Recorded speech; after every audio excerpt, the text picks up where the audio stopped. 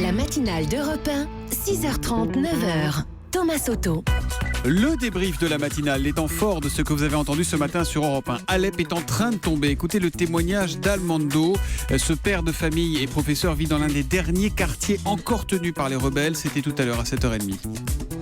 Vous ne réalisez peut-être pas ce que nous endurons ici, mais nous sommes tués. Nous sommes victimes d'un des pires massacres de l'histoire moderne. Les Russes ne veulent pas que nous sortions d'ici vivants. Ils nous veulent morts. Assad aussi. Les militaires célèbrent leur victoire sur nos corps. Au moins, on sait que nous nous sommes battus pour la liberté. Nous ne voulions rien d'autre que la liberté.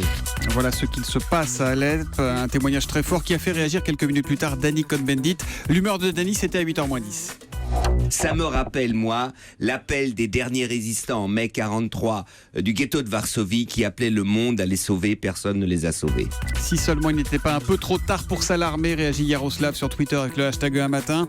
Autre réaction, celle de la romancière Karine Thuil. L'ONU s'alarme, le président dénonce, mais qui agit? Personne, et nous savons.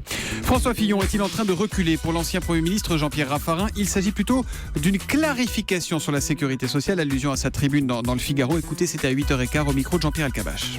Il y avait un débat qui était enclenché et il était nécessaire de clarifier. Bon, c'est quelque chose de très utile et je salue cette prise de position dans le Figaro de ce matin. Mais disons que c'est un peu le piège des primaires. Vous savez, on gagne la primaire à droite et après la présidentielle, il faut la gagner au centre. Elle se joue au centre. C'est toujours un peu la complexité des primaires. La gauche va voir ce que c'est que la primaire. Voilà, Jean-Pierre Raffarin ce matin en direct sur Europe 1. Et puis le producteur Gilbert Coulier était mon invité à 7h45. Il a reconnu qu'il n'avait pas assuré le chanteur Michel Polnareff pour les 2 derniers concerts de sa tournée, ceux qui ont été annulés. Écoutez, c'était donc tout à l'heure sur Europe 1. J'ai décidé de ne pas prendre d'assurance compte tenu du montant des primes d'assurance et compte tenu des exclusions. Donc à partir du moment où je ne prends pas d'assurance, je prends le risque d'avoir une annulation et de la payer. Si on prouve qu'il est malade, j'assumerai mes responsabilités et je paierai. Combien ça vous coûterait? Si j'avais pris, ça coûte 450 000 euros, les deux. Donc l'enjeu de tout ça aujourd'hui, c'est quand même 450 000 euros. Oui. Ça se fait souvent ça dans le milieu? Parce que vous êtes un producteur important, ça se fait souvent?